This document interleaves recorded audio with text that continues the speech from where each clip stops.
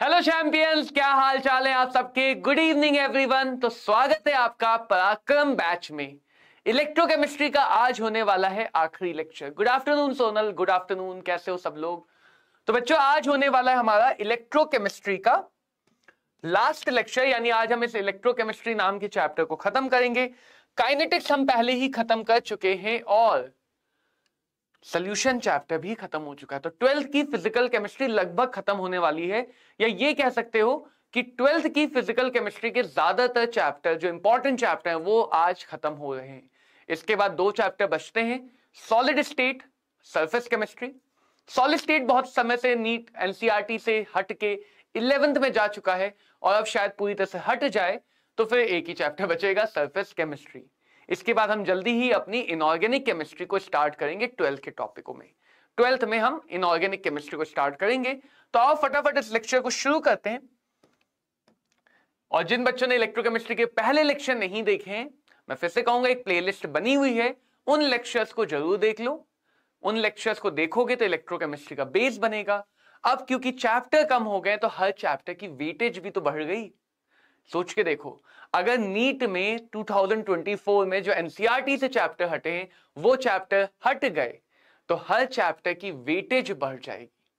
पहले 30 चैप्टर से 45 क्वेश्चन करने होते तो फिर हो सकता है 20 चैप्टर से तुम्हें 45 क्वेश्चन करने हो। और इन चैप्टर्स की वेटेज तो पहले से ही ज्यादा है। इन चैप्टर की वेटेज तो पहले से ही ज्यादा है। तो आओ जरा शुरू करते हैं आज के इस लेक्चर को।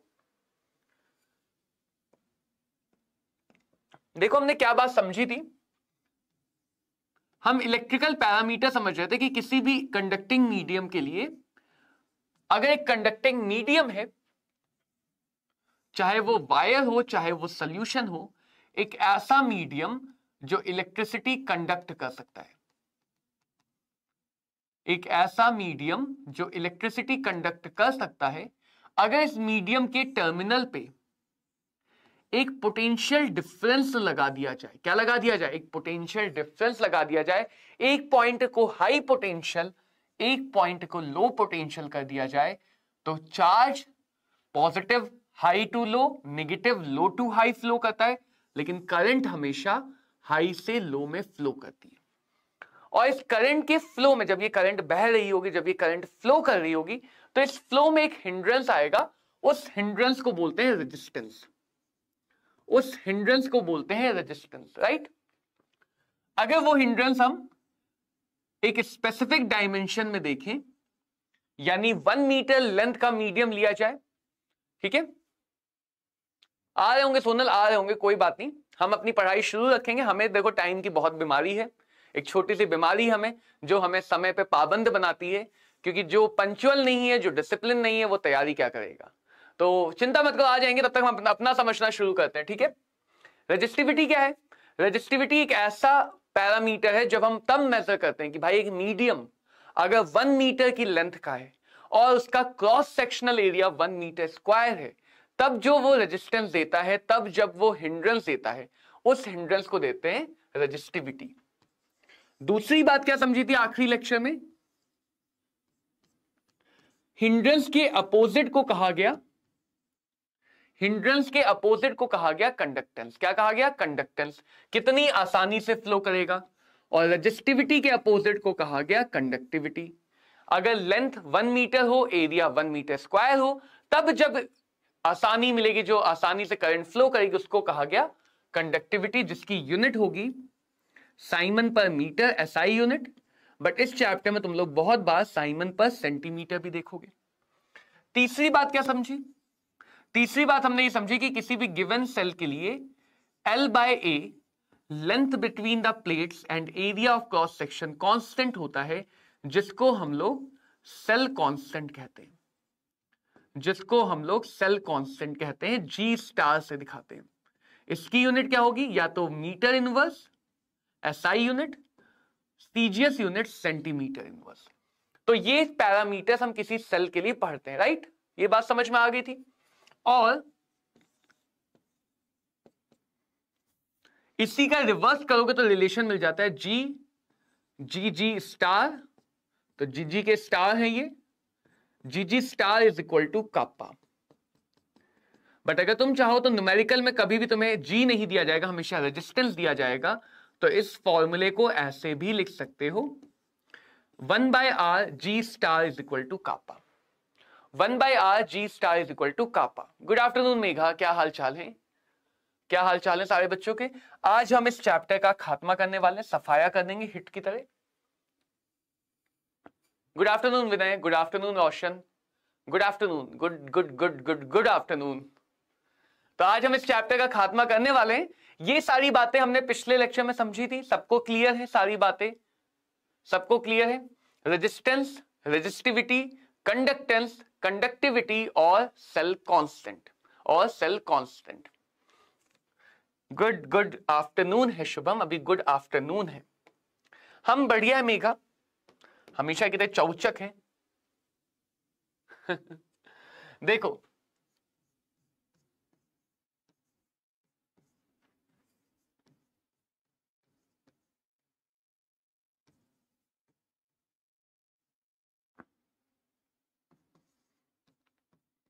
तो अब बात करें अगर रेजिस्टिविटी और कंडक्टिविटी, ये डिपेंड करते हैं मीडियम के नेचर पे। किस पे डिपेंड करते हैं? मीडियम के नेचर पे, कि मीडियम कैसा है। कुछ मीडियम ज्यादा आसानी से कंडक्शन देंगे, जिनकी कंडक्टिविटी ज्यादा होगी, अच्छे कंडक्टर होंगे। कुछ मीडियम कम हिंड्रेंस देंगे। अब इसमें बहुत सारी चीजें आती हैं। सॉलिड कंडक्टर अलग हो गया क्योंकि उसमें फ्री इलेक्ट्रॉन्स है। सॉलिड कंडक्टर अलग हो गया, उसमें क्या है? Free electrons. सोल्यूशन अलग हो गया। सोल्यूशन में कंडक्टिविटी किस वजह से आ रही है? आयन की वजह से, मुफ्त के आयन है। अब समझना, मीडियम की कंडक्टिविटी किन किन बातों पर डिपेंड करेगी? जो चार्ज कैरियर है उन पे चार्ज कितना है, जो चार्ज कैरियर है उनका मास कितना है, जो चार्ज कैरियर है उनकी मोबिलिटी कितनी है, जो चार्ज कैरियर है वो कितने हैं, यानी number of charge carrier per unit volume. I think physics में फॉर्मूला देखा भी होगा, फिजिक्स में कंडक्टिविटी का एक फॉर्मूला देखा भी होगा, या रेजिस्टिविटी का एक फॉर्मूला देखा होगा, जहां पे Ne² tau by molar mass आता है। क्लियर नहीं दिख रहा है? क्लियर नहीं दिख रहा है? रुको जो हम क्लियरिटी बढ़ाते हैं, एक बार हम चेक कर लें क्लियर क्यों नहीं दिख रहा है भाई। क्लियर क्यों नहीं दिख रहा है? क्योंकि हम छोटा लिख रहे हैं। चलो इसको थोड़ा बड़ा कर देते हैं। ठीक है संतोष, अभी इसकी क्लियरिटी को बढ़ाते हैं। फिलहाल ये समझते हैं, इसके आगे हम और क्लियर करेंगे कि एक फॉर्मूला देखा होगा फिजिक्स में जहां पे n आता है, इन्हीं का फॉर्मूला था रेजिस्टिविटी, या उसका उल्टा कर दो कंडक्टिविटी। n होता है number of electron per unit volume, कितना चार्ज प्रेजेंट है एक वॉल्यूम में जिससे फ्लो करेगा, n होता है। और फिर आता है E लिखा जाता है E का स्क्वायर, जो E होता है इलेक्ट्रॉन का चार्ज। एक मास आता है, इलेक्ट्रॉन का मास, और एक मोबिलिटी या कितनी आसानी से जा रहा है, वो टाउ से भी मेजर करते हैं, ड्रिफ्ट वेलोसिटी से भी मेजर करते हैं। मोबिलिटी का फॉर्मूला अगर फिजिक्स में पढ़ा हो, म्यू बराबर drift velocity divided by electric field, इसको बोलते हैं आयोनिक मोबिलिटी। अब जो मैं बात समझाने जा रहा हूं, उस बात को ध्यान से देखना। अगर सॉलिड कंडक्टर है तो इलेक्ट्रॉन का चार्ज कांस्टेंट, इलेक्ट्रॉन का मास कांस्टेंट, इलेक्ट्रॉन की मोबिलिटी कांस्टेंट। सिर्फ ये है wire to wire, metal to metal अलग अलग मिलेगा। कॉपर में ज्यादा हो सकते हैं, आयरन में कम हो सकते हैं। तो सिर्फ ये जो number of charge per unit volume है, जिसको हम n से डिनोट करते हैं, सिर्फ ये चेंज हो सकता है सॉलिड कंडक्टर में। तो सॉलिड कंडक्टर में जब तुम पढ़ते हो तो तुम ऐसा पढ़ते हो कि भाई रेजिस्टिविटी सिर्फ और सिर्फ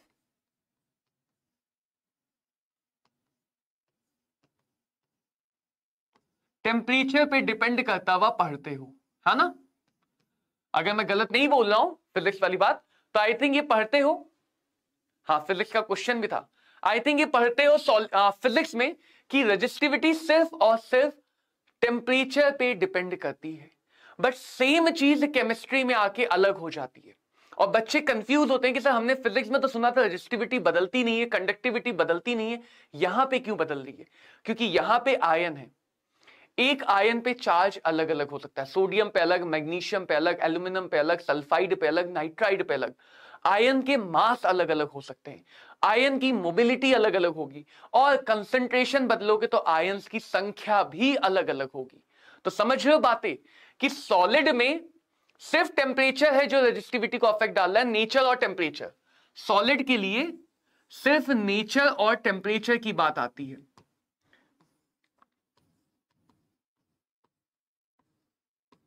लेकिन जब हम सॉल्यूशन में बात करते हैं तो कंसंट्रेशन पे भी डिपेंडेंस आ जाती है, तो कंसंट्रेशन पे भी डिपेंडेंस आ जाती है। यानी मोल बदलने से, मोल पर लीटर बदलने से भी कंडक्टिविटी बदलेगी, रेजिस्टिविटी बदलेगी। समझ में आई बात? क्योंकि रेजिस्टिविटी यही तो दिखा रहा है ना कितनी आसानी से फ्लो करेगा। तो ये सारे फैक्टर रेजिस्टिविटी को बदलेंगे। इनमें नंबर ऑफ चार्ज है। अब NaCl का ही तुम अलग अलग मोल 1 लीटर में डिसॉल्व करो, NaCl का अलग अलग मोल 1 लीटर में डिसॉल्व करो, तो नंबर ऑफ आयंस बदलेंगे नहीं बदलेंगे? ज्यादा आयन है वो चार्ज को आसानी से लेके जाएंगे, कम आयन है वो चार्ज को मुश्किल से लेके जाएंगे। तो कहीं ना कहीं नंबर ऑफ आयन बदलने से, कहीं ना कहीं कंसंट्रेशन को बदलने से कंडक्टिविटी और रेजिस्टिविटी पर फर्क पड़ेगा या नहीं पड़ेगा? आई बात समझ में सबको? सबको क्लियर है कि क्यों हम फिजिक्स में अलग तरह से देखेंगे और केमिस्ट्री में अलग तरह से देखते हैं रेजिस्टिविटी और कंडक्टिविटी के डिपेंडेंस को, रेजिस्टिविटी और कंडक्टिविटी के डिपेंडेंस को। और इसीलिए एक अलग से कंडक्टिविटी भी डिफाइन की गई है केमिस्ट्री में, मोलर या फिर इक्विवेलेंट। यानी अगर 1 मोल प्रेजेंट है किसमें? यूनिट वॉल्यूम में। 1 मोल प्रेजेंट है यूनिट वॉल्यूम में, यानी कि 1 मीटर क्यूब वॉल्यूम में, तब जो कंडक्टिविटी आती है तब उसको बोलते हैं मोलर कंडक्टिविटी। तब जो कंडक्टिविटी आती है उसको बोलते हैं मोलर कंडक्टिविटी। और ऐसे ही अगर 1 इक्विवेलेंस प्रेजेंट होते हैं यूनिट वॉल्यूम में, 1 इक्विवेलेंस प्रेजेंट होते हैं यूनिट वॉल्यूम में, तब जो कंडक्टिविटी आती है उसको बोलते हैं इक्विवेलेंट कंडक्टिविटी। हाँ मेघा, कई बार ऐसा होता है, वो ये पूछने जरूरत नहीं कि फिजिक्स में बताना है केमिस्ट्री में बताना है, क्वेश्चन पढ़ के अपने आप ये बात दिख जाएगी। या तो वो क्वेश्चन फिजिक्स के सेक्शन में या केमिस्ट्री के सेक्शन देखो, सेक्शन नहीं देखोगे तो ये देखो कि भैया वो मेटल के लिए पूछ रहा है या सोल्यूशन के लिए पूछ रहा है। अगर वो पूछे कॉपर मेटल की रेजिस्टिविटी किस पे डिपेंड करेगी, तो नेचर टेम्परेचर पे। अगर वो पूछे NaCl सोल्यूशन की रेजिस्टिविटी किस पे डिपेंड करेगी, तो नेचर, टेम्परेचर और कंसंट्रेशन तीनों पे, और कंसंट्रेशन तीनों पे। हेलो सुजीत, क्या हाल चाल है, कैसे हो बच्चे? तो समझ में आई बात? तो हमारे सामने 2 और कंडक्टिविटी आ गई, मोलर और इक्विवेलेंट। मोलर कंडक्टिविटी का फॉर्मूला मैं सारा यूनिट कन्वर्जन करके बता रहा हूं, क्योंकि फायदा नहीं है मैं बहुत ज्यादा कॉम्प्लेक्स करके पहले तुम्हें एक्चुअल फॉर्मूला दिखाऊं फिर यूनिट कन्वर्जन करूं। तो मोलर है 1000 काप्पा बाय मोलैरिटी, और इक्विवेलेंट है 1000 काप्पा बाय नॉर्मेलिटी। ये मैंने सीधे फाइनल फॉर्मूला लिखा है, डेफिनेशन समझ में आ गई होगी। यूनिट कन्वर्जन करके फॉर्मूला लिखा है, तो काप्पा यहां पे साइमन सेंटीमीटर में, नॉर्मेलिटी यहां पे इक्विवेलेंस पर लीटर में, और इक्विवेलेंट कंडक्टिविटी आ जाएगी साइमन सेंटीमीटर स्क्वायर पर इक्विवेलेंस। ऐसे ही यहां पे भी काप्पा साइमन पर सेंटीमीटर में। तो बहुत ध्यान रखना कि किस फॉर्मूले में किस यूनिट में चीजें लिखनी है। मोलैरिटी मोल पर लीटर में, और मोलर कंडक्टिविटी आ जाएगी साइमन सेंटीमीटर स्क्वायर पर मोल में। क्लियर सबको? सबको क्लियर है? तो ये जरूर ध्यान रखना कि मोलर और इक्विवेलेंट कंडक्टिविटी तब की कंडक्टिविटी दिखाते हैं जब मोल 1 हो। तो 3 टाइप की कंडक्टिविटी है, एक नॉर्मल या टोटल कंडक्टिविटी G, वो पूरे मीडियम की है किसी भी कंडीशन में। नॉर्मल या टोटल कंडक्टिविटी G, पूरे मीडियम की कंडक्टिविटी किसी भी कंडीशन में। दूसरी कंडक्टिविटी काप्पा, कंडक्टिविटी काप्पा, जो मीडियम की लेंथ और एरिया को फिक्स करके बताई गई, मीडियम की लेंथ और एरिया को फिक्स करके। और तीसरी मोलर कंडक्टिविटी, जो मीडियम के मोल को भी फिक्स करके बताई जाती है। क्लियर सबको? तीनों में डिफरेंस कैसे करोगे? तीनों में डिफरेंस कैसे करोगे? तीनों में डिफरेंस इस बात से करोगे कि भैया यूनिट क्या है, यूनिट क्या है। अब समझो, कंसंट्रेशन तो डाइल्यूशन, कि अगर हम किसी सॉल्यूशन का डाइल्यूशन बढ़ाते हैं तो उसका कंसंट्रेशन घट जाता है। अगर किसी सॉल्यूशन का डाइल्यूशन बढ़ाते हैं तो उसका कंसंट्रेशन घट जाता है। और चाहे डेल एम हो चाहे डेल ई हो,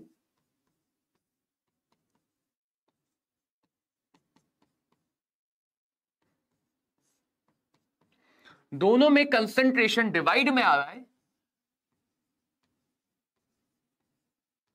तो ये दोनों बढ़ जाते हैं।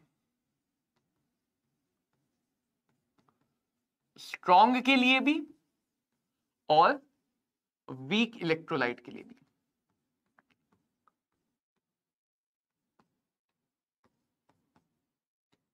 तो अगर किसी सॉल्यूशन में, हाँ मेघा बताओ, sir sir sir sir sir, Megha Megha Megha Megha Megha बताओ मेघा। हाँ दीपक, हमने उसके लिए अभी विचार कर रहे हैं, जैसे ही चैनल बनता है उसका नाम बता दूंगा, कमेंट में ही बता दूंगा, ठीक है? बताइए मेघा मेघा मेघा मेघा मेघा, नॉर्मेलिटी क्या होता है? चलो अभी बता देता हूं, इसके बाद नॉर्मेलिटी क्या होता है समझा देता हूं। नॉर्मेलिटी क्या होता है वो भी समझा देता इसके बाद। अभी इतनी बात समझ में आई कि कंसंट्रेशन घटेगा तो कंसंट्रेशन ही है मोलैरिटी, मोलैरिटी भी घटेगा, नॉर्मेलिटी भी घटेगा। मोलैरिटी नॉर्मेलिटी घटेंगे तो डेल एम और डेल ई बढ़ जाएंगे, डेल एम और डेल ई बढ़ जाएंगे। अब समझना कि भैया जो स्ट्रॉन्ग है वीक है, दोनों में थोड़ा तो अंतर होगा। वीक पार्शियली आयोनाइज होगा, स्ट्रॉन्ग कंप्लीटली आयोनाइज होगा। अगर हम डाइल्यूशन को बढ़ाते जाएं बढ़ाते जाएं बढ़ाते जाएं बढ़ाते बढ़ाते इनफाइनाइट करें, इसका क्या मतलब है? हमने अपने इलेक्ट्रोलाइट को नदी में मिला दिया, बहुत ज्यादा वॉल्यूम में मिला दिया, बहुत ज्यादा वॉल्यूम बहुत ज्यादा है, तो कंसंट्रेशन लगभग घट घट के जीरो हो जाएगा, घट घट के जीरो। कंसंट्रेशन बहुत कम हो गया तो कंडक्टिविटी बढ़ बढ़ के बहुत ज्यादा हो जाएगी, कंडक्टिविटी बढ़ के बहुत ज्यादा हो जाएगी। बिल्कुल रेजिस्टिविटी से अभी तो समझाया। सॉल्यूशन के लिए अगर हमारे पास सॉल्यूशन है तो जो उसकी रेजिस्टिविटी और कंडक्टिविटी है वो दोनों के दोनों कंसंट्रेशन पे डिपेंड करते हैं। थोड़ा सा अलग डिपेंडेंस होता है लेकिन दोनों के दोनों कंसंट्रेशन पे डिपेंड करते हैं। तो डाइल्यूशन का कंसंट्रेशन से लेना देना और कंसंट्रेशन का रेजिस्टिविटी और कंडक्टिविटी। लेकिन हमें जो मेन पढ़ना है वो डाइल्यूशन का इफेक्ट मोलर वाली कंडक्टिविटी पे पढ़ना है, मोलर वाले को, मोलर वाले पे पढ़ना है रोशन। क्योंकि जो नॉर्मल रेजिस्टिविटी और कंडक्टिविटी है वो स्ट्रॉन्ग के लिए बढ़ती है, वीक के लिए घटती है, दोनों के लिए थोड़ा अलग रिलेशन होता है। तो हमें सिर्फ मोलर वाले के लिए रिलेशन समझना है कि मोलर वाले दोनों बढ़ते हैं, मोलर वाले दोनों बढ़ते हैं, ठीक है? मैक्सिमम वैल्यू पहुंच जाएगा तो इसी मैक्सिमम वैल्यू को कहा गया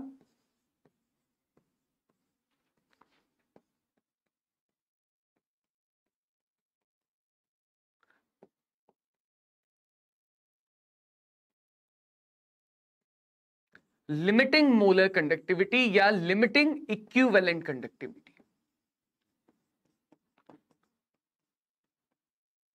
लिमिटिंग का मतलब कंडक्टिविटी की मैक्सिमम वैल्यू, वो कंडक्टिविटी जब डाइल्यूशन इनफाइनाइट है और इनफाइनाइट डाइल्यूशन पे कंसंट्रेशन मिनिमम है, तब कंसंट्रेशन जब मिनिमम होगा कंडक्टिविटी अपनी मैक्सिमम वैल्यू पे होगी, मतलब बहुत ज्यादा आसानी से सॉल्यूशन की कंडक्टिविटी मिलेगी। सबको क्लियर बात? सबको ये बात समझ में आ गई? एक छोटा सा ग्राफ देख सकते हो, क्योंकि स्ट्रॉन्ग इलेक्ट्रोलाइट पूरी तरह से आयोनाइज है तो इसका वेरिएशन जब कंसंट्रेशन घट रहा है, डाइल्यूशन हो रहा है, जब डाइल्यूशन हो रहा है कंसंट्रेशन घट रहा है तो इसका वेरिएशन स्ट्रेट लाइन है। लेकिन जो वीक इलेक्ट्रोलाइट पार्शियली आयोनाइज है उसके लिए कर्व मिलेगा, पार्शियली आयोनाइज के लिए कर्व मिलेगा। जहां पे ये कट कर रहा है वो मैक्सिमम कंडक्टिविटी है, वो मैक्सिमम कंडक्टिविटी। क्लियर? एक इक्वेशन आती है जो नीट के सिलेबस में नहीं है,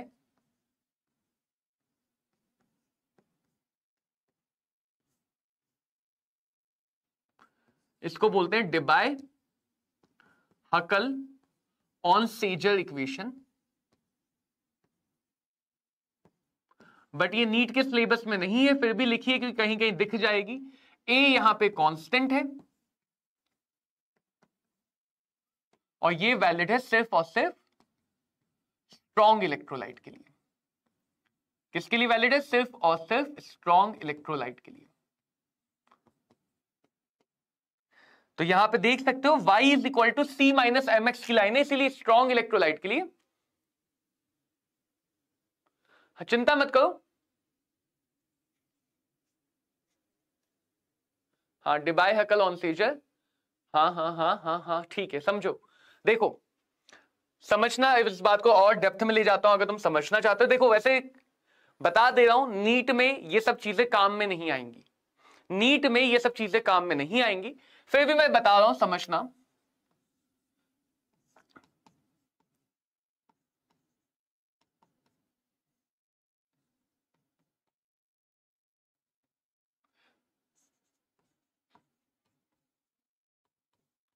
कुछ ये बेसिक फॉर्मूले हैं जो हम पीछे कहीं से देखते हैं। ये इक्विलिब्रियम से आता है, जब अभी इक्विलिब्रियम चल ही रहा है 11 में, वहां समझाऊंगा। हाँ प्रैक्टिस बताता हूं रोशन। देखो समझना, कुछ बेसिक चीजें हैं। एक स्ट्रॉन्ग इलेक्ट्रोलाइट उस इलेक्ट्रोलाइट को बोलते हैं जो पानी में जाके पूरी तरह से आयोनाइज हो जाता है, यानी ये पूरी तरह से आयोनाइज है ही।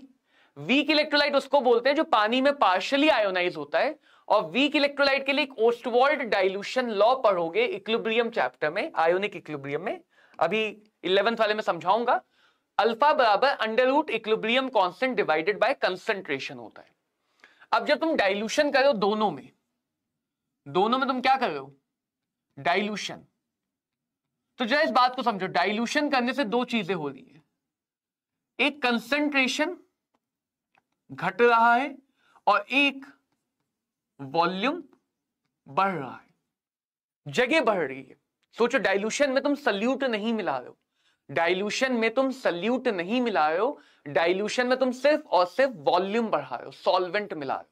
तो बेसिकली आयन वही है, जगह बढ़ गई। अब स्ट्रॉन्ग इलेक्ट्रोलाइट में अल्फा पे कोई चेंज नहीं,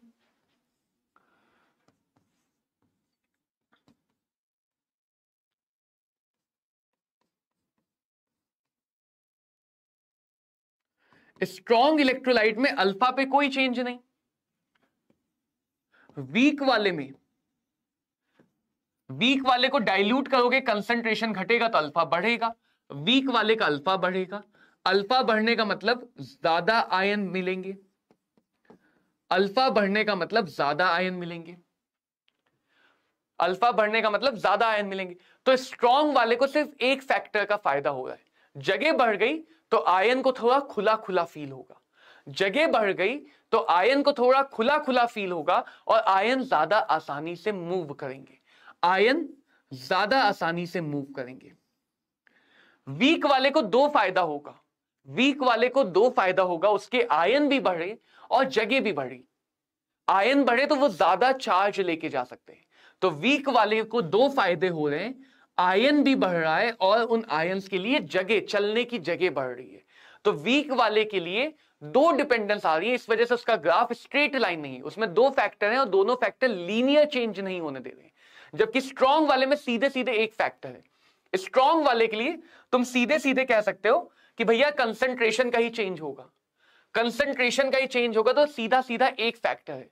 बट वीक वाले में ये भी चेंज होता है, कापा भी चेंज होता है, मोलैरिटी नॉर्मेलिटी भी बदलेगी, कापा भी बदलेगा। तो वीक वाले के लिए दो फैक्टर है, इसीलिए दोनों को फायदा है।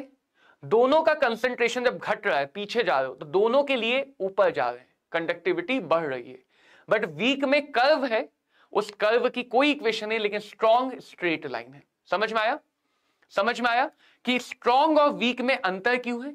स्ट्रॉन्ग वाले में सिर्फ वॉल्यूम बढ़ने का फायदा मिल रहा है, वीक वाले को दो फायदे मिल रहे हैं, वॉल्यूम भी बढ़ रहा है, ज्यादा आयन मिल रहे हैं जो ज्यादा चार्ज कैरी कर सकते हैं। इसलिए ग्राफ दोनों के अलग अलग हैं। फिर से कह रहा हूं, ग्राफ हमें बस देखना है क्योंकि एनसीईआरटी में बना है, पूछा नहीं जाता है।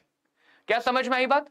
और इसीलिए स्ट्रॉन्ग वाले के लिए हमारे पास एक स्टैंडर्ड इक्वेशन है, वीक वाले के लिए कोई इक्वेशन नहीं है। वीक वाले के लिए कोई इक्वेशन नहीं है। अब बताओ ग्राफ समझ में आ गया? कोई डाउट है ग्राफ में तो बताओ, ग्राफ में कोई डाउट है तो बताओ। तो वीक वाले में ये ओस्वाल्ड डाइल्यूशन लॉ से आता है कि जब तुम डाइल्यूट करोगे तो अल्फा बढ़ेगा, अल्फा यानी कितना आयोनाइज होगा, अल्फा यानी कितना आयोनाइज। बेटा ये इक्विलिब्रियम में आता है, ये आयोनिक इक्विलिब्रियम में आता है, ओस्वाल्ड डाइल्यूशन लॉ। तो वीक वाले को डाइल्यूट करोगे तो वो ज्यादा आयोनाइज होगा। क्यों होता है ये आयोनिक में समझाऊंगा, क्यों होता है ये आयोनिक समझाऊंगा, लेकिन आयन चेंज होंगे। वीक वाले में ये बदलेगा, वीक वाले में ये भी बदलेगा, स्ट्रॉन्ग वाले में ये नहीं बदलेगा। जब डाइल्यूट करोगे तो वीक वाले में ये बदलेगा, स्ट्रॉन्ग वाले में ये नहीं बदलेगा। ये बदलेगा तो कापा बदलेगा, ये बदलेगा तो कापा बदलेगा। तो वीक वाले में कापा भी बदल रहा है, कंसंट्रेशन दोनों बदल रहे हैं। वीक वाले में कापा और कंसंट्रेशन दोनों बदल रहे हैं, जबकि स्ट्रॉन्ग वाले में मोस्टली कंसंट्रेशन अकेला बदल रहा है, कापा उतना नहीं बदलता है। आया समझ? तो वीक वाले में डाइल्यूशन का इफेक्ट अलग है, स्ट्रॉन्ग वाले में डाइल्यूशन का इफेक्ट अलग है। क्लियर? क्या आप क्लियर है ग्राफ? क्या आप ग्राफ क्लियर है? क्या अब ग्राफ क्लियर है? क्वेश्चन प्रैक्टिस का टाइम निकालना पड़ेगा, क्वेश्चन प्रैक्टिस का टाइम तो देखो निकालना पड़ेगा ना। कैसे निकालोगे? जो चीज पढ़ो, भले कम पढ़ो एक दिन में, लेकिन क्वेश्चन जरूर लगाओ। भले कम पढ़ो लेकिन क्वेश्चन जरूर लगाओ। चलो अब जो काम की बात है, जो आती है उस पर और फोकस करते हैं। एक सोल्यूशन है, मान लो इधर पॉजिटिव प्लेट है, इधर नेगेटिव है।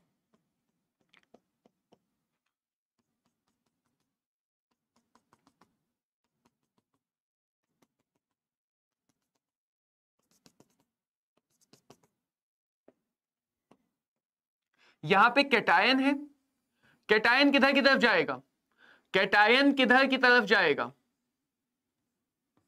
कैटायन किधर की तरफ जाएगा? हाँ mega mega mega mega cation, normality बता दो, नॉर्मेलिटी भी बता दूंगा, नॉर्मेलिटी बता दो। कैटायन किधर की तरफ जाएगा? कैटायन किधर की तरफ जाएगा? हाँ बेटा क्वेश्चन मैं भेज दूंगा, क्वेश्चन वैसे नोट्स जो मैं भेजता हूं उसमें क्वेश्चन रहते हैं। जब भी मैं नोट्स भेजता हूं टेलीग्राम पे उसमें भी क्वेश्चन रहते हैं, वो तुम्हारी प्रैक्टिस के लिए होते हैं। कैटायन जाएगा कैथोड की तरफ, नेगेटिव टर्मिनल की तरफ। एनायन जाएगा एनोड, पॉजिटिव टर्मिनल की तरफ। हम कहते हैं जो करंट है, जो करंट है वो करंट पॉजिटिव के पैरेलल, जो करंट है विद्युत धारा वो पॉजिटिव के पैरेलल और नेगेटिव के एंटी पैरेलल बोली जाती है। यही तो बोलते हैं करंट, कि पॉजिटिव के पैरेलल और नेगेटिव के एंटी पैरेलल। तो थोड़ी सी बात समझनी है ध्यान से, ठीक है? मैं और क्वेश्चन डाल दूंगा। थोड़ी सी बात ध्यान से समझनी है। हाँ वो कैथोड एनोड जो भी नाम है, वो इलेक्ट्रोलाइटिक सेल ही पढ़ रहे हैं हम, तो कैथोड एनोड जो कहना चाहो कह लो, नेगेटिव पॉजिटिव पे ही रखते हैं। थोड़ी सी बात हम ये समझ पा रहे हैं कि भाई कैटायन एनायन अपोजिट डायरेक्शन में जाएंगे, कैटायन एनायन अपोजिट डायरेक्शन में जाएंगे, लेकिन दोनों की करंट सेम डायरेक्शन में है, दोनों की करंट सेम डायरेक्शन में है। यानी जो टोटल करंट मिलेगी वो दोनों का एडिशन मिलेगा। कैटायन और एनायन दोनों मिलके कंडक्टिविटी को बढ़ाएंगे, घटाएंगे नहीं। ऐसा नहीं है कि कैटायन एनायन को अपोज करेगा या एनायन कैटायन को अपोज करेगा, दोनों एक दूसरे को सपोर्ट करते हैं। ये बात समझो क्योंकि ये आगे आने वाले लॉ में यूज होगी। कैटायन और एनायन दोनों एक दूसरे को सपोर्ट कर रहे हैं, ना कि अपोज। दोनों एक दूसरे को सपोर्ट कर रहे हैं। क्लियर है ये बात? क्या सबको ये बात क्लियर है? कैटायन एनायन दोनों एक दूसरे को सपोर्ट करें। नाचते क्यों रहेंगे? ये यहां जाके डिपॉजिट हो जाएगा तो सारे कैटायन इधर की तरफ भागेंगे, सारे एनायन इधर की तरफ भागेंगे। नाचते नहीं रहेंगे। जितने कैटायन है सब इधर भागेंगे, जितने एनायन है सब इधर भागेंगे। सारे एनायन की वजह से नेट करंट इधर आएगी, सारे कैटायन की भी नेट करंट इधर आएगी। ठीक है? तो देखो अब आता है सबसे इंपॉर्टेंट काम, कॉलरॉश लॉ। कॉलरॉश लॉ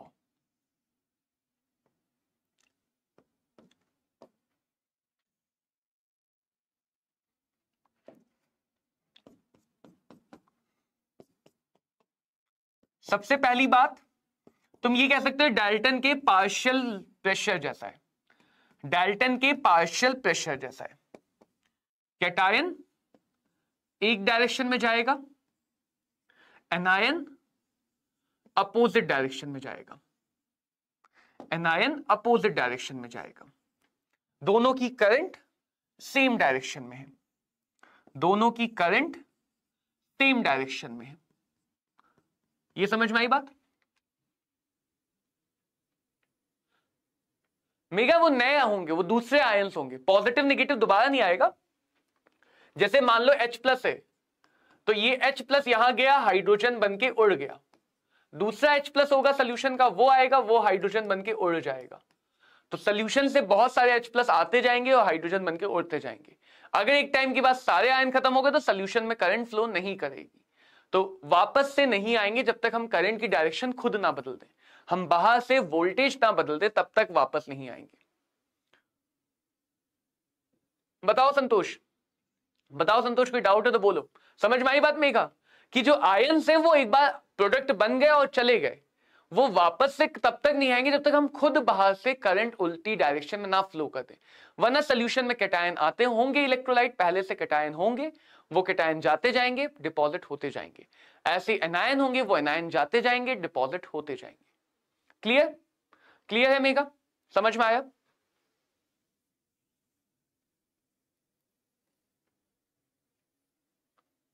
पॉजिटिव नेगेटिव के डिफरेंस से तो ऐसा पॉसिबल है क्या? पॉजिटिव नेगेटिव के डिफरेंस से कैसा पॉसिबल है? देखो मैं यहां पे तुम्हें एग्जांपल ले लेता हूं। एक सॉल्यूशन, उसमें रॉड, और मान लो उसमें हमारे पास पानी की इलेक्ट्रोलाइसिस है, पानी ही है।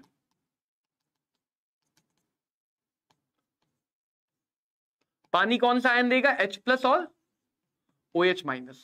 तो पानी के अंदर जितने भी H+ है, जितने भी H+ है, पानी के अंदर जितने भी H+ है वो सब इधर की तरफ जा रहे होंगे, सारे के सारे H+ हर डायरेक्शन से इधर जा रहे होंगे, और इधर जाके वो बुलबुले बना के ऊपर उड़ते जाएंगे।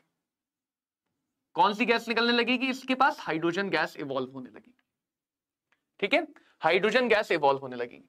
पानी के अंदर जितने भी OH- आयन है, कौन सा आयन है? OH-, वो OH- इधर जा रहे होंगे, सारे के सारे OH- इधर जा रहे होंगे, और यहां पे वो बुलबुले बना के कौन सी गैस निकलने लगेगी? ऑक्सीजन गैस निकलने लगेगी। तो दो करंट आ रही है सॉल्यूशन में, दो वजहों से करंट आ रही है। एक करंट आ रही है H+ की मूवमेंट निगेटिव की तरफ, पॉजिटिव जिधर जाता है करंट भी उधर मानी जाती है। तो सॉल्यूशन के अंदर एक करंट मानी जाएगी पॉजिटिव की वजह से कि वो नेगेटिव रॉड की तरफ फ्लो कर रही है। एक करंट किस वजह से आई? पॉजिटिव की वजह से। किधर की डायरेक्शन में? निगेटिव वाले की तरफ। और निगेटिव वाला जिधर जाता है उसके अपोजिट करंट मानते हैं, तो निगेटिव वाला सब इधर आ रहे हैं, सारे निगेटिव इधर आ रहे हैं, तो उसकी करंट भी इधर ही जाएगी। जैसे तुमने बैटरी लगाई तो करंट की डायरेक्शन दो नहीं होंगी ना सर्किट में, एक ही होगी, यही तो होगी करंट की डायरेक्शन, घूम फिर के इस तरह से करंट जा रही होगी। आया समझ? आया समझ में संतोष? अब बताओ मेघा, क्लियर हुई बात? तो जब तक हम इन पॉजिटिव या नेगेटिव के टर्मिनल को ना बदल दें, तब तक कैटायन या एनायन अपनी डायरेक्शन क्यों बदलेगा? कैटायन को पॉजिटिव को नेगेटिव ही अट्रैक्ट करेगा, नेगेटिव को पॉजिटिव अट्रैक्ट करेगा। तो डायरेक्शन तब तक नहीं बदलेंगे जब तक हम खुद अपने आप बाहर से पॉजिटिव या नेगेटिव को ना बदल दें। बताओ मेघा, अब बताओ, बताओ क्या डाउट है? तो जो स्टेब्लिश हम बात कर पा रहे हैं वो ये कि एक इलेक्ट्रोलाइटिक सॉल्यूशन में पॉजिटिव और नेगेटिव अपोजिट दिशा में बहते हैं, पॉजिटिव और नेगेटिव अपोजिट दिशा में बहते हैं, लेकिन दोनों की आने वाली करंट सेम डायरेक्शन, सेम दिशा में होती है।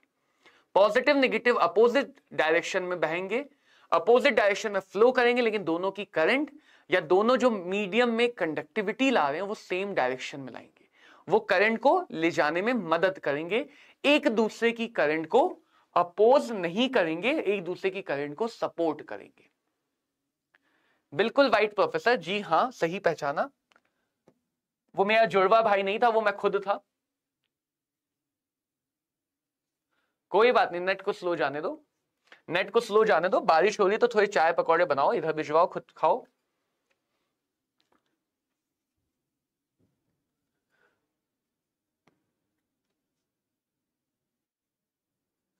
उत्कर्ष बेटा, ये हमने 11th नीट पाठशाला में बोला था, पहली क्लास में अपनी 11th नीट पाठशाला की अपनी पहली क्लास में ही बोला था, जहां तक याद आ रहा है। इलेक्ट्रॉन की तो बात ही नहीं करें। देखो हम सोल्यूशन के अंदर, इलेक्ट्रॉन सोल्यूशन के बाहर है, इलेक्ट्रॉन सोल्यूशन के बाहर है, हम सोल्यूशन के अंदर की बात कर रहे हैं। जो भी इलेक्ट्रॉन है वो सोल्यूशन के बाहर है। इलेक्ट्रॉन तो बैटरी के नेगेटिव से निकल के यहां जाएगा और पॉजिटिव की तरफ अंदर जाएगा। इलेक्ट्रॉन सोल्यूशन के बाहर है, यहां से इलेक्ट्रॉन यहां तक और यहां से इलेक्ट्रॉन यहां तक, बस ये इलेक्ट्रॉन है, बाकी आयन है। ये इलेक्ट्रॉन है, बाकी आयन है। इतनी आसानी से अपने पढ़ाए हुए बच्चों को नहीं भूलते उत्कर्ष। कैसे हो वैसे, कहां हो आजकल, कहां हो और कैसे हो? चलो बच्चों देखो इधर, अब सब लोग ध्यान से देखो। सोल्यूशन में इलेक्ट्रॉन नहीं जाते, सोल्यूशन में आयन जाता है। इलेक्ट्रॉन सॉलिड के अंदर रह सकता है, आयन में इलेक्ट्रॉन, सोल्यूशन में आयंस रह सकते हैं। इलेक्ट्रॉन इन आयंस के अंदर, या एक तरह से समझ लो इलेक्ट्रॉन को तैरना नहीं आता है तो वो पनडुब्बी में बैठ के जाते हैं। ये आयन वो पनडुब्बियां हैं, इनके अंदर इलेक्ट्रॉन है। आयन सीधे सीधे इलेक्ट्रॉन पानी के साथ नहीं घूम सकते, पानी उन्हें एब्जॉर्ब कर लेगा। तो जो भी इलेक्ट्रॉन सोल्यूशन के अंदर है वो आयंस के अंदर है, बाहर नहीं है। बहुत अच्छी बात है उत्कर्ष, कोई भी डाउट समस्या है तो जरूर बताना। कंफ्यूज क्यों हो रहे हो मेघा?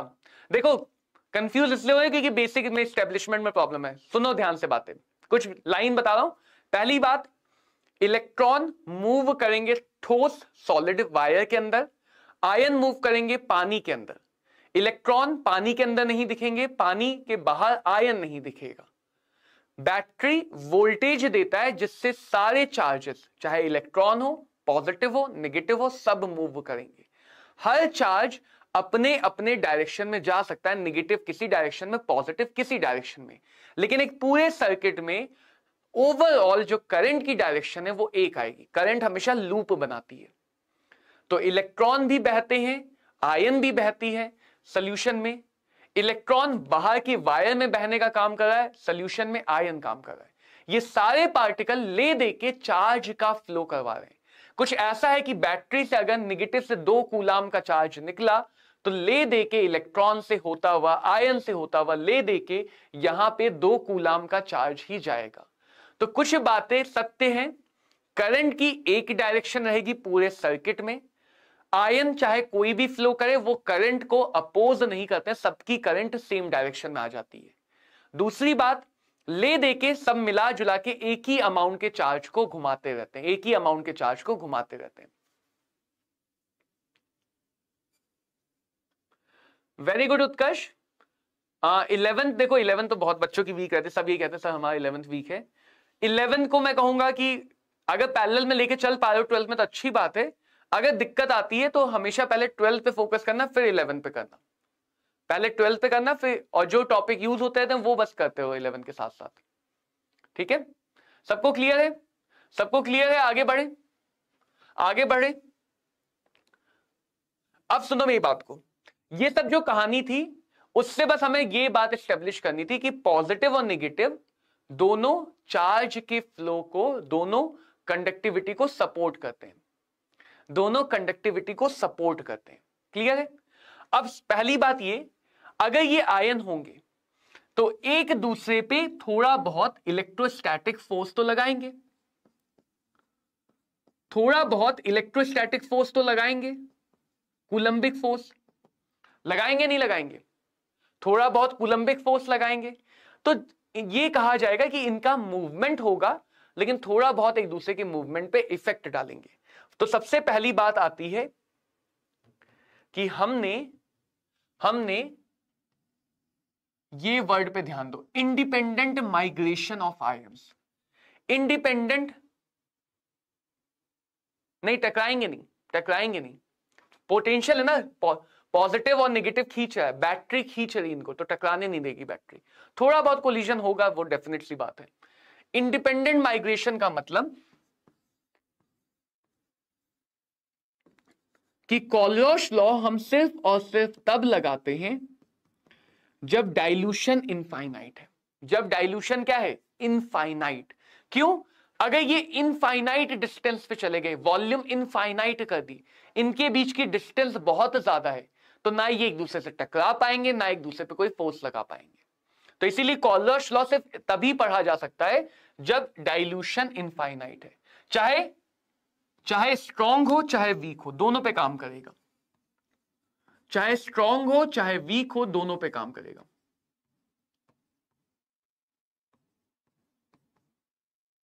सिंपल सी बात है, अगर मैं देखूं मैग्नीशियम क्लोराइड, तो ये आयोनाइज होके देगा 1 mole magnesium ion and 2 mole chlorine ion.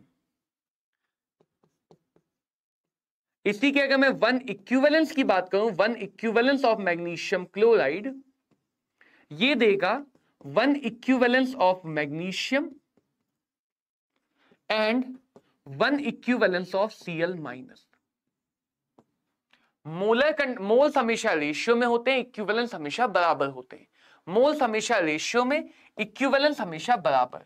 तो यहां पे अगर मैं बोलूं कि भैया जो भी मोल की कंडक्टिविटी आएगी मैग्नीशियम क्लोराइड की, मैग्नीशियम क्लोराइड की molar conductivity eight infinite dilution, molar conductivity मतलब इसके 1 मोल की, तो इसके 1 मोल आयन तो यही देंगे।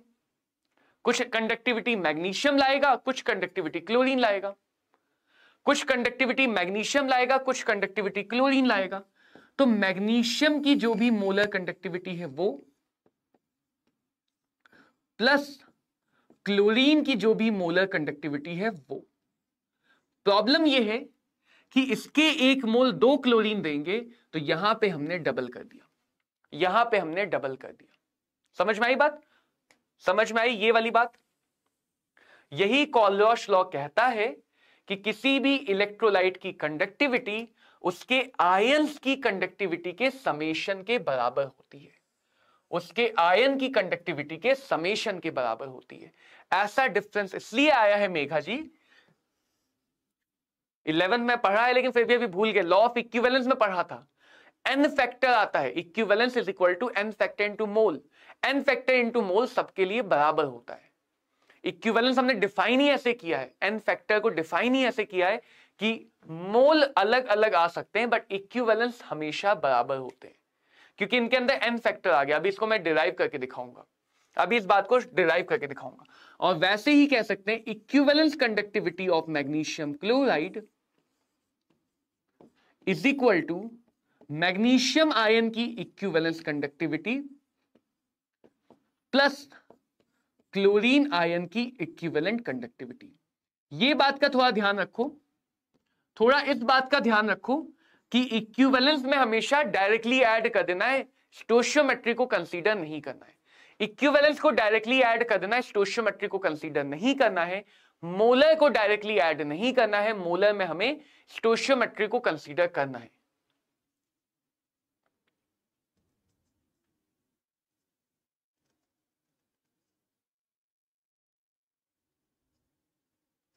उत्कर्ष बेटा एक काम करो, मुझे टेलीग्राम या इंस्टाग्राम पे मैसेज करो और फिर मैं तुम्हें बताता हूं कि हम कैसे इसमें क्या क्या स्ट्रैटेजी बना सकते हैं, कैसे डील कर सकते हैं, कैसे स्ट्रैटेजी बना सकते हो, कैसे डील कर सकते हैं। संतोष अगर तुम 11th में हो तो मैं स्ट्रिक्टली बोलूंगा 12th मत पढ़ो, 11th हो 11th पढ़ो, 12th के बच्चे हो पहले 12th पढ़ो। होता क्या है, हम दोनों पे फोकस करना चाहते हैं, हम सोचते हैं हम बहुत इंटेलिजेंट हैं, दोनों पे फोकस करके दुनिया से आगे निकल जाएंगे, दुनिया आगे निकल जाती है, हम वहीं पे गिर जाते हैं। तो जो भी 11 का बच्चा है स्ट्रिक्टली अभी इस साल 11 पे अच्छे से मेहनत करो, इतने अच्छे से कि अगले साल आके ना कहना पड़े सर मेरा 11 खराब है। ये एक 12th के बच्चे की गलती नहीं है, ये 99% 12th के बच्चों की प्रॉब्लम है, 99% 12th के बच्चों की प्रॉब्लम ये होती है। तो जो 11th में बच्चा है वो बहुत ज्यादा जरूरी है 11th पे ध्यान देना, 11th पे ध्यान देना। ठीक है उत्कर्ष, टेलीग्राम इंस्टाग्राम पे हमेशा अवेलेबल है हम तुम्हारे लिए, टेलीग्राम इंस्टाग्राम पे अवेलेबल है, तुम वहां पे हमसे एक बार बात करना, हम तब स्ट्रैटेजी की बातें करते हैं डिटेल में, क्योंकि अभी वरना क्लास का टाइम जाएगा। अब ये बात समझ में आई? देखो देखो इसको और अच्छे दिखाते हैं, इसको ध्यान से देखो। मान लो मैं बात करूं Al2O3 जो हमें देगा 2 एल्यूमिनियम और 3 क्लोरीन आयन। एन फैक्टर निकालना आता है, इसका एन फैक्टर 6 है, इसका एन फैक्टर 3 है, इसका एन फैक्टर 1 है।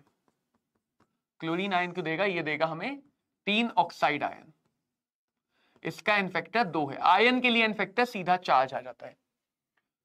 Equivalence conductivity is equal to molar conductivity divided by N factor. होता है ना, होता है नहीं होता है? Equivalent conductivity is equal to molar conductivity divided by N factor. तो देखो पहले मैं कह रहा हूं जो मोलर कंडक्टिविटी है एल्यूमिनियम ऑक्साइड की, एल्यूमिनियम ऑक्साइड की जो मोलर कंडक्टिविटी है वो 2 मोल एल्यूमिनियम की कंडक्टिविटी, 2 मोल एल्यूमिनियम की मोलर कंडक्टिविटी और 3 मोल ऑक्साइड की लिमिटिंग मोलर कंडक्टिविटी के बराबर होगा। समझ में आई बात? मेगा ये एन फैक्टर मैंने ही सिखाया अभी 11th में, प्रारंभ बैच में। तुम थी तो उस बैच में, मैंने ही तो सिखाया था। अब वो भी अगर भूल गए तो फिर भाई दिक्कत है, फिर तो दिक्कत है।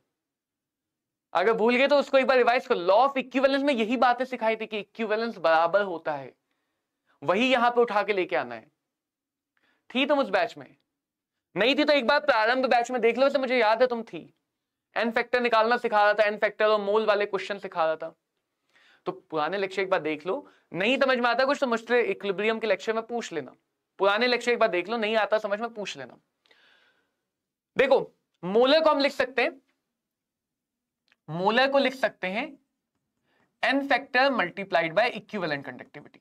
तो इसकी मोलर की जगह में क्या लिख सकता हूं? इसका N factor 6 multiply by equivalent conductivity किसकी? Al2O3 की।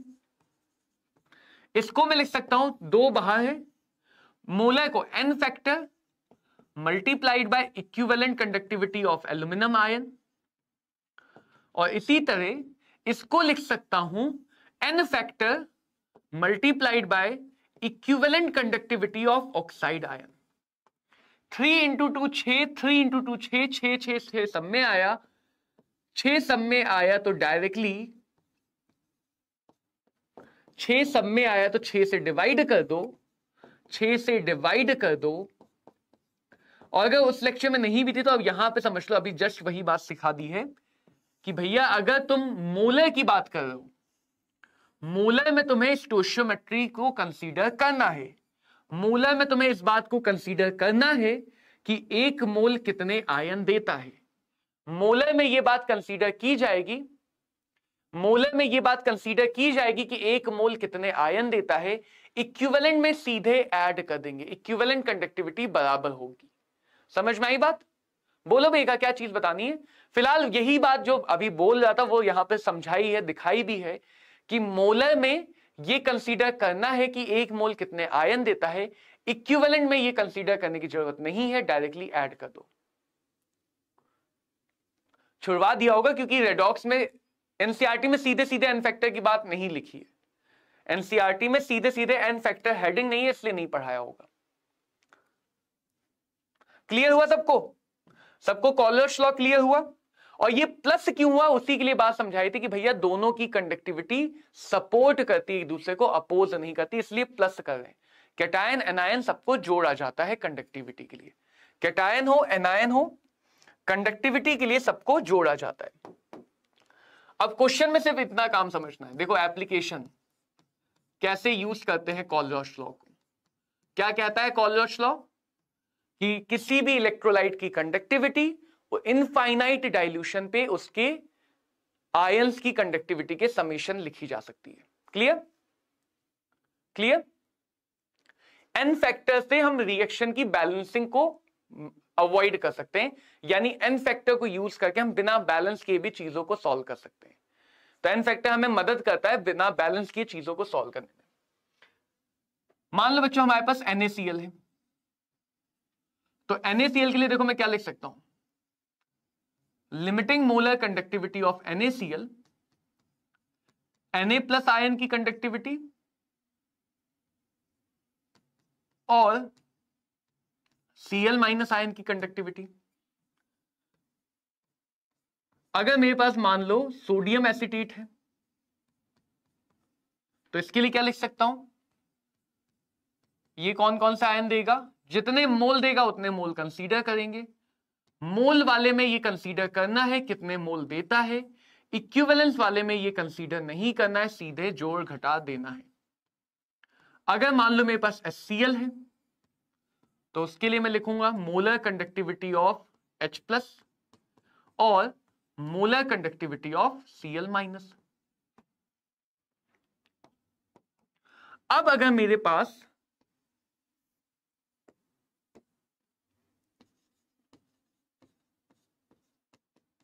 एसिटिक एसिड है, तो उसके लिए मैं लिखूंगा molar conductivity of acetate ion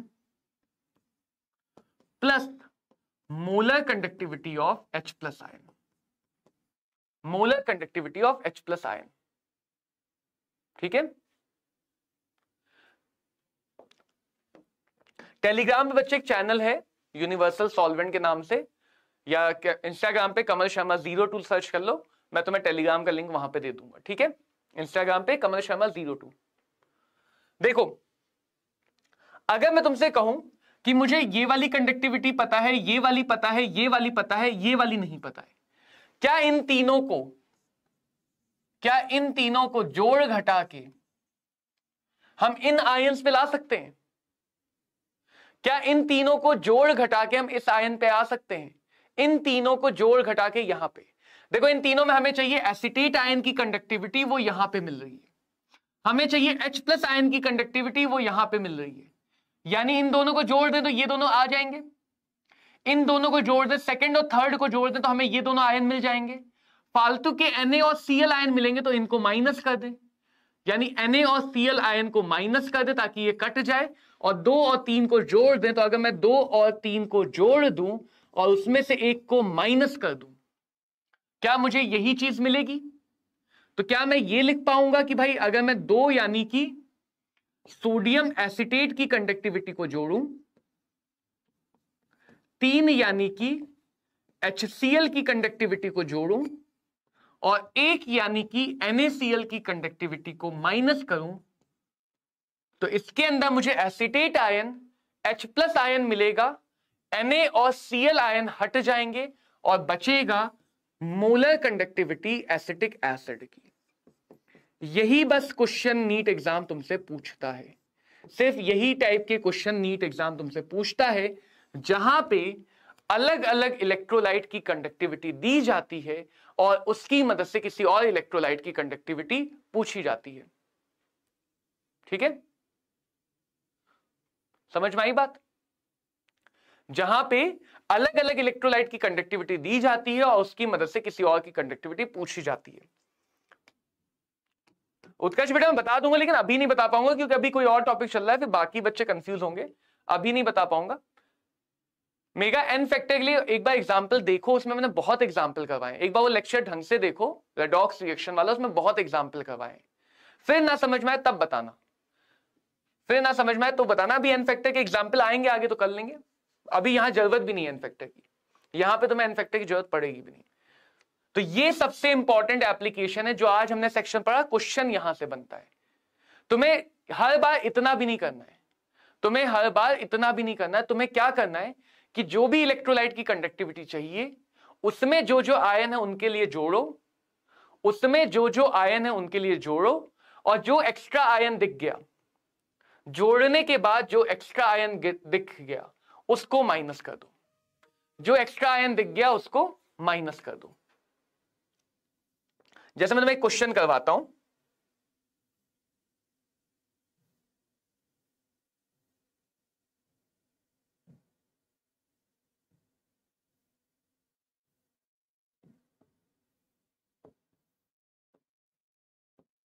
ये वाला, पहले ये वाला करते हैं।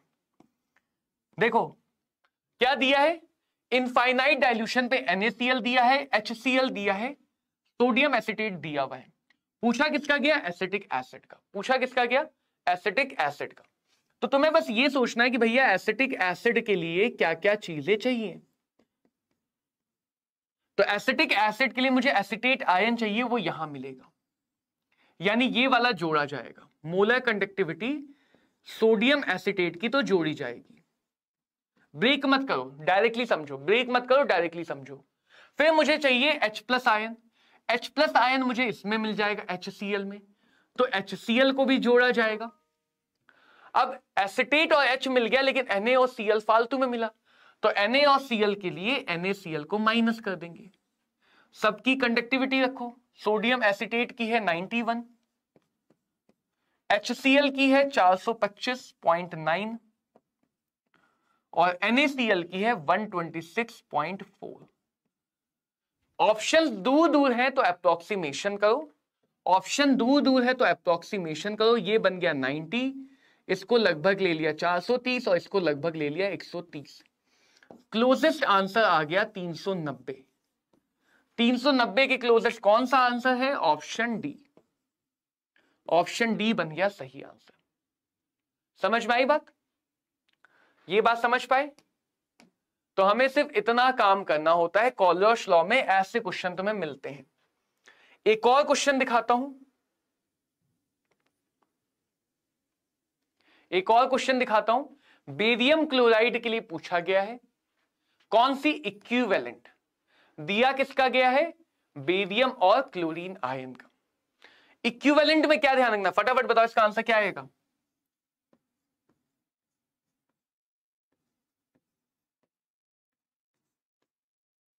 क्या आएगा इसका आंसर? इक्विवेलेंट वाले में तुम्हें मोल को फोकस नहीं करना है, तुम सीधे कह सकते हो बेरियम आयन की कंडक्टेंस प्लस Cl माइनस की conductance, barium plus Cl minus, barium plus Cl minus. Barium कितना है, बेरियम कितना है 127, Cl माइनस कितना है 76।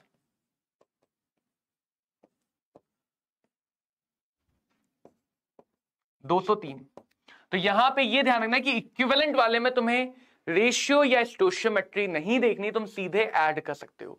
इक्विवेलेंस हमेशा बराबर होते हैं, मोल्स हमेशा फॉर्मूले के अकॉर्डिंग आते हैं। इक्विवेलेंस बराबर होते हैं और मोल फॉर्मूले के अकॉर्डिंग आते हैं, मोल फॉर्मूले के अकॉर्डिंग आते हैं। ऐसे क्वेश्चन मिल सकते हैं, ये इक्विलिब्रियम के साथ जुड़ा हुआ क्वेश्चन है। Degree of ionisation del m upon del m naught या फिर del E upon del E naught होता है। तो ये आयोनिक इक्विलिब्रियम से रिलेशन आता है डिग्री ऑफ आयोनाइजेशन का। इसको भी लिख लेना कहीं पे याद करने के लिए। फिजिकल केमिस्ट्री में फॉर्मूले याद होना बहुत ज्यादा जरूरी है। अगर फॉर्मूले सारे याद हैं तो ऐसा हो ही नहीं सकता है कि क्वेश्चन तुमसे सॉल्व ना हो। अगर फॉर्मूले सारे याद है तो ऐसा हो ही नहीं सकता कि नीट का क्वेश्चन तुमसे सॉल्व ना हो। मोलर कंडक्टिविटी गिवन है 0.1 की, ये कौन सी होती है, इनफाइनाइट डाइल्यूशन। ये कौन सी है, किसी भी कंसंट्रेशन पे। ये कौन सी है, किसी भी कंसंट्रेशन पे। तो अगर कंसंट्रेशन पे दिया गया है तो वो हमेशा डेलम है। ये क्या है, delta M. And at infinite dilution, infinite dilution पे जो दिया गया है वो तुम्हारा डेल्टा एम नॉट है। तो हमेशा इनफाइनाइट डाइल्यूशन के लिए बोला जाएगा और नॉर्मल कंसंट्रेशन में तुम्हें दिया होगा। सीधे सीधे अल्फा निकाल सकते हो, डेलम अपॉन डेलम नॉट। डेलम कितना है 9.54, डेलम नॉट कितना है 238। परसेंटेज अल्फा, जो भी तुमने अल्फा निकाला है मल्टीप्लाई बाय 100। परसेंटेज अल्फा, जो भी अल्फा निकाला है मल्टीप्लाई बाय 100।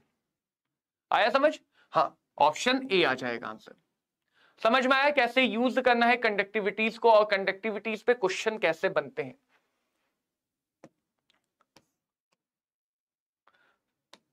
सिंपल सा क्वेश्चन, देखो क्या दिया है। अगेन नीट का क्वेश्चन है, मोलर कंडक्टिविटी ऑफ 0.5 सॉल्यूशन, ये कंडक्टिविटी इतनी है, मोलर कितनी है, हमें यहां पे हाँ आयन के लिए लैम्डा दिखाते हैं, इलेक्ट्रोलाइट के लिए डेल्टा दिखाते हैं। आयन के लिए लैम्डा, इलेक्ट्रोलाइट के लिए डेल्टा, आयन के लिए लैम्डा, इलेक्ट्रोलाइट के लिए डेल्टा। कंसंट्रेशन दिया है, हमेशा यूनिट से डिसाइड करो, ये यूनिट कापा की है, ये यूनिट कापा की है, और ये यूनिट डेल्टा एम की है। क्या रिलेशन होता है, delta M is equal to 1000 kappa divided by molarity.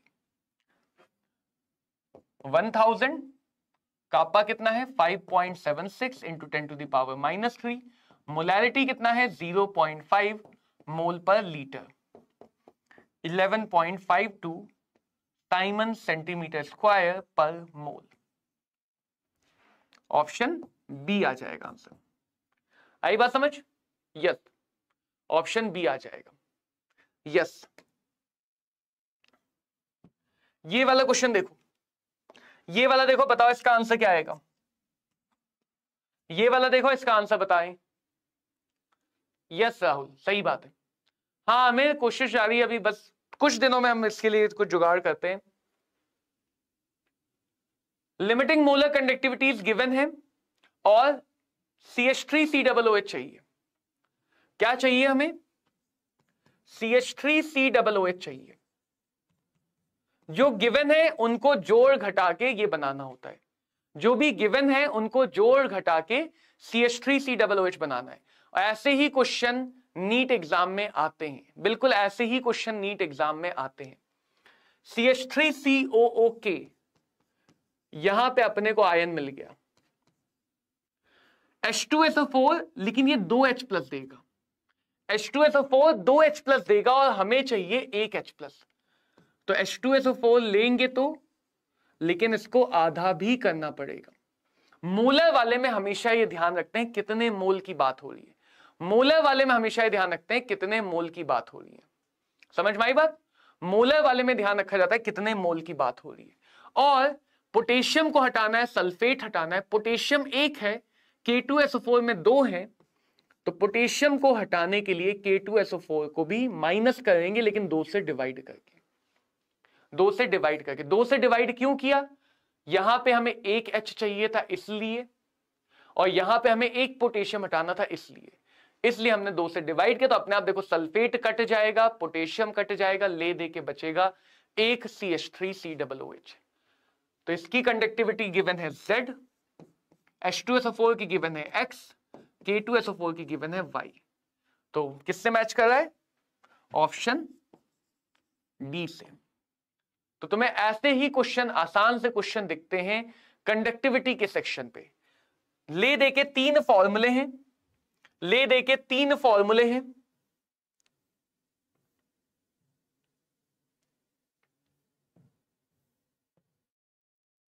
ये कर चुके हम। सो ले दे के बच्चों हमारे पास 3 फॉर्मूले हैं। G star is equal to kappa, या तो इसका यूज करवाएंगे, del m is equal to 1000 kappa by molarity and del E upon del E is equal to 1000 kappa by normality, या तो इसका यूज करवाएंगे। इन दोनों में रिलेशन करवा सकते हैं, del E is equal to del m upon n factor, या फिर कॉलरॉश लॉ के बेसिस पे del m नॉट निकालना, या del m नॉट को निकालने के बाद उसकी मदद से अल्फा निकालना। तो ले दे के सारे क्वेश्चन इलेक्ट्रिकल पैरामीटर से इसी सेक्शन पे आते हैं। ले दे के सारे क्वेश्चन इलेक्ट्रिकल पैरामीटर पे इसी सेक्शन से आते हैं। ऐसा नहीं है मेगा, मैंने सोच रखा था इसे एंड में बताऊंगा। नॉर्मेलिटी होता है number of equivalence, number of equivalence divided by volume of solution, volume of solution. इसको मैंने बहुत अच्छे से नॉर्मेलिटी क्या होता है, क्यों यूज करते हैं, रेडॉक्स के लेक्चर नंबर 3 में बताया है। रेडॉक्स के लेक्चर नंबर 3 में बताया। तो नॉर्मेलिटी मोलैरिटी की तरह ही एक कॉन्सेंट्रेशन टर्म होता है, जिसमें हम कितने इक्विवेलेंट सोल्यूट के डिसॉल्व हैं 1 लीटर में, ये एक्सप्लेन करते हैं। कितने इक्विवेलेंट सोल्यूट के डिसॉल्व हैं 1 लीटर में, ठीक है? क्लियर सबको? ओके, तो इस नोट्स में कुछ क्वेश्चन रहेंगे, इन सारे क्वेश्चन को सॉल्व करो। इलेक्ट्रोकेमिस्ट्री में जितने क्वेश्चन तुम सॉल्व कर सकते हो सॉल्व करो। एक बार एनसीईआरटी पढ़ लो। इलेक्ट्रोकेमिस्ट्री में एनसीईआरटी से क्या क्या पढ़ना है, कौन कौन सा पैराग्राफ पढ़ना है, एक वो रेफरेंस इलेक्ट्रोड का पैराग्राफ है वो पढ़ लो, ठीक है?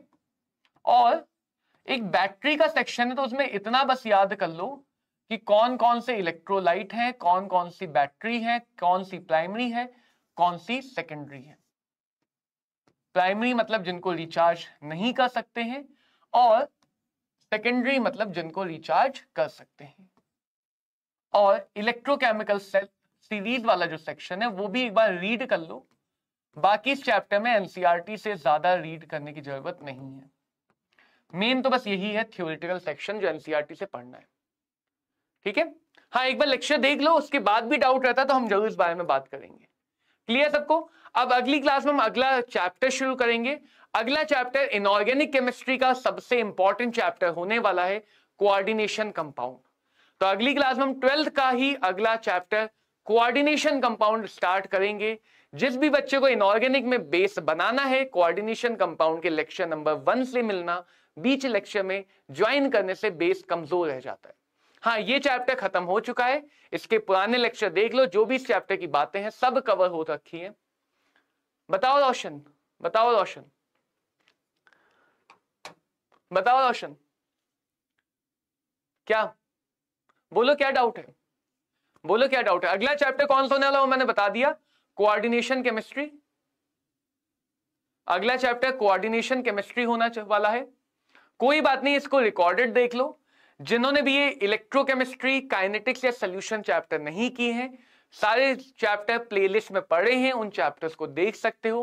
किसी में भी कोई डाउट आए तो उसके कमेंट में लिख दो या मुझे अलग से किसी लेक्चर में आके बता दो, मैं उन डाउट को एक्सप्लेन करने की कोशिश करूंगा, ठीक है?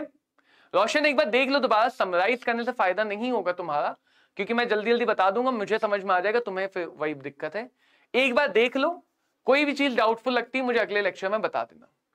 एक बार पीछे से देख लो, कोई भी चीज डाउटफुल लगेगी तो मुझे अगले लेक्चर में बताना, ठीक है? हमने कॉलर्स लॉ पढ़ा था, बहुत सारी बातें हैं आयंस और इन सब के बारे में बताया है। समराइज कर दूंगा, मैं बता दूंगा शॉर्ट में, लेकिन वही बात है कि तुम्हें सिर्फ सुनने के लिए नहीं पढ़ना है, तुम्हें समझने के लिए पढ़ना है। तो एक बार पूरा देख लो, ओके? चलो फिर मिलते हैं अगले लेक्चर में। अगले लेक्चर में नया चैप्टर शुरू होगा, नया चैप्टर इनऑर्गेनिक केमिस्ट्री का है, तो हम 12th की इनऑर्गेनिक केमिस्ट्री स्टार्ट करने वाले हैं। तो मिलेंगे अगले चैप्टर में इसी उत्साह के साथ। पढ़ते रहो मन लगा के, बस हंसते रहो, पढ़ते रहो, मस्त रहो। All the very best, bye bye, have a great day.